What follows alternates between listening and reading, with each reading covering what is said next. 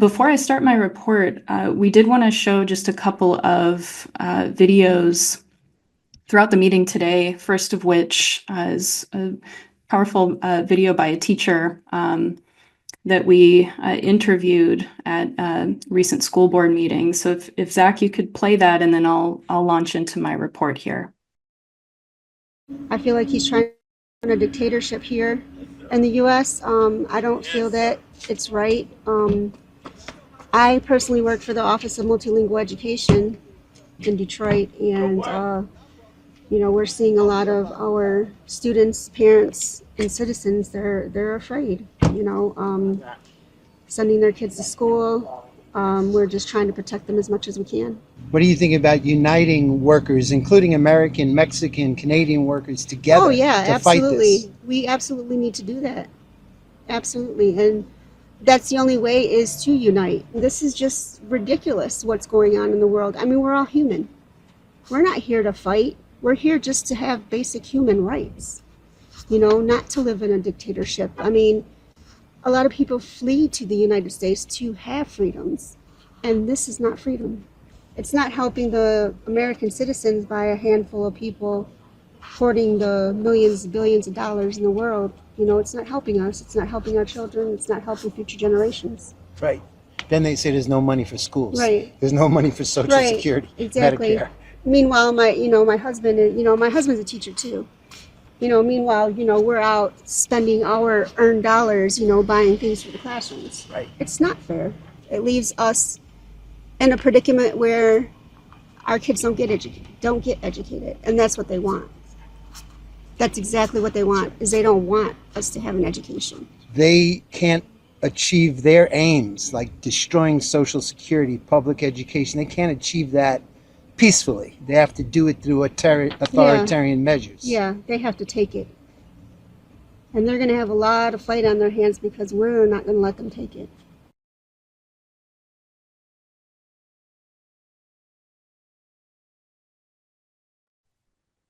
Okay, thanks, Zach. So, I think the comments from this teacher really encapsulate why we've called this meeting. We're here to really address the urgent crisis that's facing public education and democratic rights under the Trump administration. Just to note here, again, my name's Renee Casimeda. I'm a public school teacher in San Diego, California. Also, member of the Educators Rank and File Committee. And I think that, demonstrated by the actions of Trump over the past 2 months, the reality, as again, this teacher we interviewed spoke to, is that he and his administration of oligarchs is attempting to establish a dictatorship in this country, throwing out the Constitution, the Bill of Rights, and with it, a sweeping assault on the population through mass cuts to social spending, public education, which we'll speak to in depth here in this meeting, public health, the suppression of free speech, as demonstrated brutally by the arrest of Mahmoud Khalil, and another student at Columbia University, and democratic rights.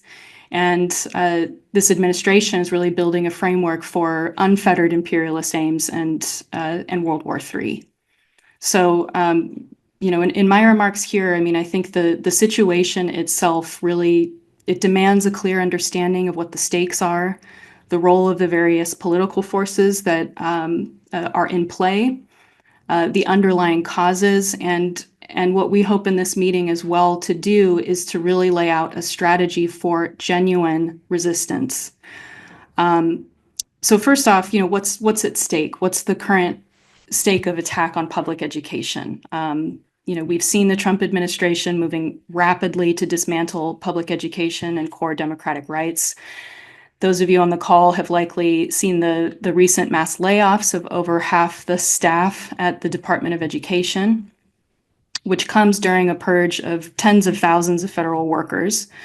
There's the disruption that this has caused, delays to already processing financial aid, FAFSA, the distribution of funds for Title I, IDEA funds, Pell Grants, other state grants for colleges.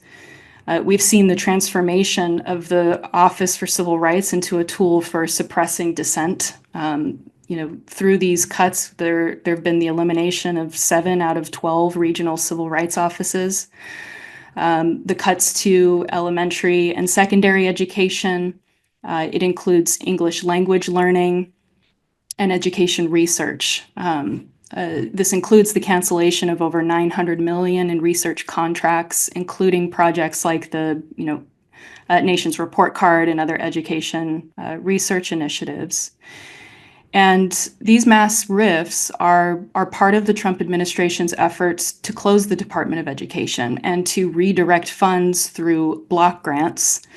And under such a framework, the Trump administration really stands in a position to dictate who gets access to these funds, namely the schools which support the Trump administration policies, these fascistic policies. And I do want to stress that the scale of the cuts to public education under this framework will have catastrophic implications and seeking to really decimate public education as we know it. If you can go to the next slide, I did want to just give a couple of data points here. The Education Law Center put together a chart, and I'm actually going to put it in the chat really quickly so that you can access it as well. Okay, hopefully that went to everyone. It's called How Much Federal Education Aid Could Your State Lose? And on the screen here, you basically just see California. This is the state I reside in. Wanted to just give a detail on this. But you can, toggle this to indicate if your state loses 100% of federal funding, 50%, which is what you see on the screen here, 10%. And at every level, the attacks on public education, the limiting of funds is really catastrophic. What you see on the screen here is just for Title I funding if it's cut in half.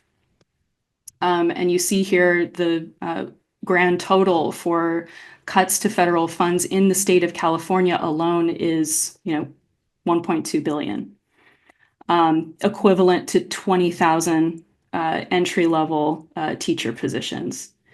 If you go to the next slide, the other aspect of this chart too, it really does give you a sense of what is funded, what federal, Title I, IDEA, Impact Aid, and other programs are funded to the states. So IDEA funds, this is 1.5 billion. I'm sorry, so that was 100%, 794 million in cuts to IDEA special ed funding. The next slide.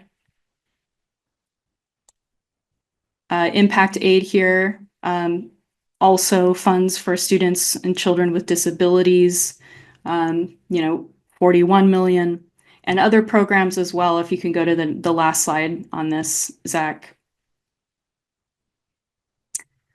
This does give you a list of other areas that the federal government provides aid, anywhere from English language acquisition, homeless youth and children, and so on. You can see if, again, just cut in half, 377 million. So, this is a tiny snapshot. One state, again, education cuts under the current framework are catastrophic. The next slide, those of you on the call, you may have seen the USDA has gutted over $1 billion in funds to 2 federal programs that support school meal initiatives and food banks. And recently, House Republicans proposed $12 million in cuts to federally funded school meal programs. And if this is passed, it means additionally, over 24,000 schools that serve more than 12 million children could lose access to the Community Eligibility Provision Program, which is essentially allows high poverty schools to offer meals to all students without requiring individual applications. You see on the screen here, These are just the highest numbers across the US. California has the highest risk. This is, meals serving, over 2 million students. Texas, you see the numbers here, close to 1 million students. New York, similarly, Florida, over 1 million students. Schools are a lifeline for so many students, as we know. Food insecurity, overall poverty, a major factor in public schools.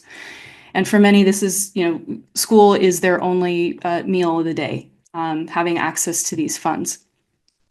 I think also the attack on the education department is part of a broader strategy to privatize education through school voucher, school choice programs. It's exemplified by the plans laid out in Trump's January executive order on this. And further, congressional Republicans, backed by the White House, are pushing for a new tax credit that would direct billions of dollars a year to school voucher programs away from public schools and other institutions. And I think, as others on the call will speak to, the administration is simultaneously attacking democratic rights, again, shown by the brutal arrest and planned deportation of Mahmoud Khalil for exercising his right to free speech and protesting the genocide in Gaza. This recent news, another student at Columbia has been arrested. And while an immediate target on the campuses is students, in the case of the universities and also K-12, students opposing the genocide, there are methods, these are the methods that are going to be used against the entire working class. Trump's so-called ending radical indoctrination in K-12 schooling that executive order passed aims to censor curricula, transform schools into centers of fascist and religious indoctrination.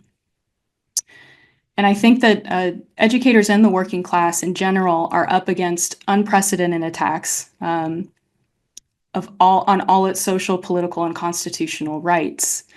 There's efforts by multiple states to openly challenge the Supreme Court ruling in Plyler v. Doe and bar immigrant children access to public education in this country. Immigrant families are living in fear that they or their loved ones will be kidnapped and deported. ICE arrests are being carried out with unprecedented force and frequency. And this includes, at near schools. Just a few weeks ago, the father was detained dropping off his kids outside a school in Chicago. The terrorizing abduction was met with horror, outrage by parents, educators, students. And while the attacks on public education are being spearheaded with attacks on immigrants, the rights of the working class as a whole to public education and other social rights are what is on the chopping block. It's what's behind the mass firings, gutting of public education or public resources by Doge, both unprecedented, but it's also a continuation of the ongoing cuts to public education. And by that, I mean that this is a byproduct of decades of assault on public education by both Republicans and the Democratic Party. I think we're also seeing major cuts that have been ongoing. California, the state I'm in, for instance, has seen at least over 2,000 layoff notices just this season. There's school closures that have been announced across the U.S., cuts to programs announced everywhere. Just in Chicago alone, multiple school sites slated for closure. These cuts have taken place under the rule, or have been prepared and taken place under the rule of the Democratic Party. And the point I really want to stress in this next, section of my report is, the underfunding and gutting of education is bipartisan. Despite, a teacher shortage, budget cuts, layoffs, annual pink slips, it's being normalized across red and blue states. So what really then is the role of the Democratic Party? What's the role of the trade union apparatus, the heads of the trade unions, the two largest labor unions, the teacher unions in this country. What is their role in all of this, in the coming to power of Trump and his administration, and a ruling class of oligarchs in this country? And what our organization, with the Educators Rank and File Safety Committee, World Socialist website, what we say is that the Democratic Party is complicit in these attacks. The Democratic Party is also a capitalist party of the financial oligarchy, and have, while as we've all seen, engaging in these sort of superficial and spineless stunts, they fundamentally support Trump's aims. They've allowed the $190 billion in supplemental COVID funding to lapse, which has created a fiscal crisis in school districts. The Democrats also collaborate with the Republicans to suppress campus protests against the genocide in Gaza, slandering them as so-called anti-Semitic. The erosion of public education has occurred under the Democratic Party leadership in cities like Detroit and Chicago, all over. Obama's race to the top program set the stage for the current crisis, eliminating hundreds of thousands of teachers' jobs. And their disagreements with Trump are primarily over, geopolitical strategy, which regions to conquer first, not really the fundamental attack on the working class itself. So far from, really genuinely opposing these federal cuts, they will be and have been historically the ones to help carry them out. And I do want to stress, the Democratic Party is not here to fight, they're here to collaborate. They had all the opportunity to cut off funding for Trump's government yesterday, but instead, the Democrats ensured that it remained fully operational with the support of top Democrats in the Senate. They passed the Republican spending bill, which essentially removes all congressional spending directives, giving Trump, Musk a blank check to slash social programs, purge federal employees, and lay the groundwork for a police state. I think, Congress's next priority is really passing a budget that includes $4.5 trillion in tax cuts for the rich, $2 trillion in cuts to social programs, $880 billion in Medicaid, and so on. So, not only are the Democrats itself not an opposition party, they're assisting in efforts to normalize fascism and dictatorship. And I think we can speak to more details on this in other reports and in discussion from the group here. I think, the real question is, the Democratic Party has shown time again that it would rather, accommodate the fascists rather than mobilize a genuine fight against them. And so who will be the social force to fight against the fascists and their legitimizers in the Democratic Party? It's not going to be the trade union heads, the trade union bureaucracy, who are also equally culpable. And I do want to really stress that here there has been no fight by the union bureaucracy to Trump's fascistic policies. It's been limited to letter writing campaign and so forth. Randi Weingarten, the president of the AFT, postures as an opponent of the cuts, declaring her willingness to work with Education Secretary Linda McMahon, whose sole purpose is to abolish the department she leads. And the NEA, AFT, again, these are both, trade unions that many of us are likely a part of, have enormous assets and are ultimately, an arm of the Democratic Party. They hand over tens of millions of dollars of educators' dues money and have responded to the unprecedented attack of Trump administration by issuing statements of supposed opposition. I think to move a bit forward here, when I get to other reports in the meeting,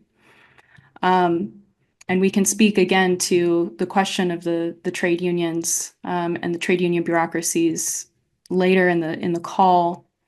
But the point here to raise is, the leaders of the trade unions, the apparatus, will never call for and are in fact actively there to prevent and contain strikes or a nationwide strike even by millions of educators. They want to ensure the deepening opposition to Trump is straitjacketed. And such opposition would find immediate international support as educators around the globe are facing the gutting of public education. And this includes Argentina, the Netherlands, Germany, just to name a few.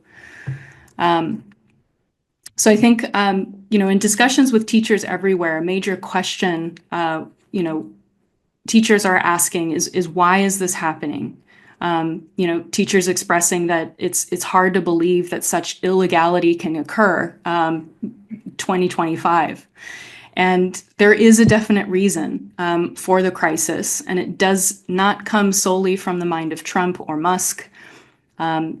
Trump's social counter-revolution and dictatorial measures are rooted in the crisis of the world capitalist system. There's trillions of dollars being redirected from the working class to Wall Street to fund war preparations and tax cuts for the financial oligarchy.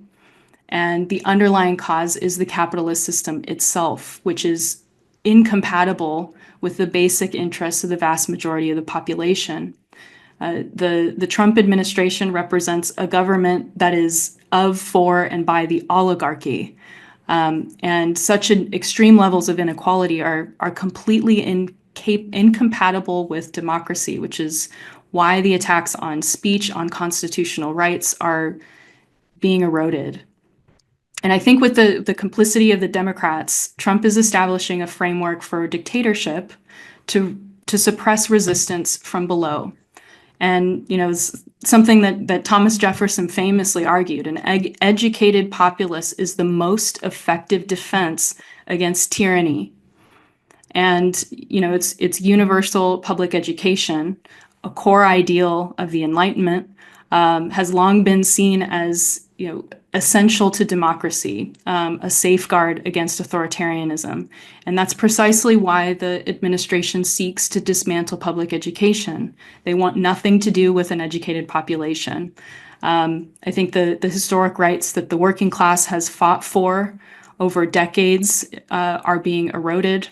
And the youth's future, the very social right to a public education are at stake. I think just to move towards, I mentioned earlier in the report, a strategy, a genuine strategy of fighting back against these attacks. And I think a question here is, what then is the social force? What is the revolutionary social force in society that can halt these attacks? And what are we fighting for? And I would say, it's the international working class is that social force. There's an explosive movement of the working class emerging, and the conditions exist to unite educators with federal workers, healthcare workers, manufacturing, students. And this requires the formation of rank and file committees that are independent of the trade union apparatus. And we're calling for the building of these committees to unite teachers, to unite students, parents, federal workers, healthcare workers, auto workers, every other section of the working class in a coordinated struggle against Trump's policies, mass layoffs, destruction of social programs, privatization of public education, and so on. And these committees will serve as a means by which we can exchange information with each other, organize across workplaces and regions, and prepare for powerful collective action, including nationwide strikes. This is what we seek to, prepare, and it requires a political struggle, which is why so much of this report referenced the Democratic Party and its role in seeking to exactly suppress such opposition from below. That is among the principal aims of today's meeting. We have hundreds of educators, students on the call today, and rank and file committees have to be built on every campus. The fight to defend public education must be unified with the struggles of immigrant workers facing deportation, industrial workers fighting layoffs and unsafe conditions, and so on.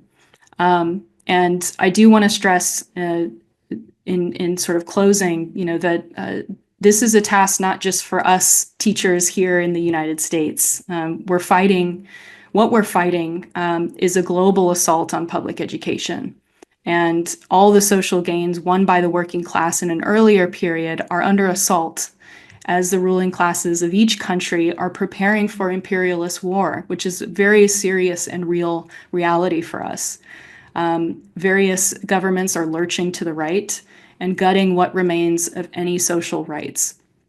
So the struggle against Trump and the entire capitalist profit system, which has produced him and which is incompatible with the most basic interests of the vast majority of the population, we're calling for the expropriation of the wealth of the oligarchy, which has to be directed to meet the social needs of the population under a socialist program. So, the protests, the opposition to ICE raids, the mass firings, destruction of public education, all of this is building, but it must have unity and political direction and coordination. This is the purpose of the rank and file committees. We're united internationally. We're united under the International Workers Alliance of Rank and File Committees. And it requires a fight for socialism, the mobilization of the only social force. We're an organization, the only organization putting forward that very historic truth that the working class, the international working class, is the social force that has the capacity to defeat fascism. It reorganized society to meet social needs and the international working class itself. So I'm really looking forward to hearing from all of you on the call. Hopefully we can have some important discussion, how you're seeing the attacks on public education and democratic rights expressed at your schools, any questions you have about, my report or any of the subsequent reports that are coming in discussion today. So I'd like to hand over the mic to Tom. But before doing so, I would like to just ask if we could play briefly another interview with a worker that I think would be, important conclusion to this report. Thank you. So what do you think about the kidnapping of Mahmoud Khalil and their threat to deport him? Well, obviously it's bullshit. The fact that they're going to try to deport him for what he's saying goes against what America is all about. If you want to deport him for that, you are a traitor to America, in my opinion. The next step is getting rid of collective bargaining. They don't want us to be able to band together. Black people, white people, brown people, all of us are in the same boat. We all are laborers. We all workers. They don't want us to be able to band together. And that's our only power against corporations, against billionaires, or against anyone that wants to use the United States government to deport people who disagree with them. Free Mahmoud. This is so messed up. Every UAW member needs to go on strike and protest. I don't know what's with Trump. At this point, get rid of him. Everyone in Oval Office. Complete restart. He is a dictator. I hate what he doing to everybody. Everybody is equal. Everybody is one. We all human beings. We all eat and the same. So we should all get treated the same and fairly. To me, it's not fair. Part of the Constitution, everybody got free speech. When he say something, it's cool. But when we say something, they want to deport people.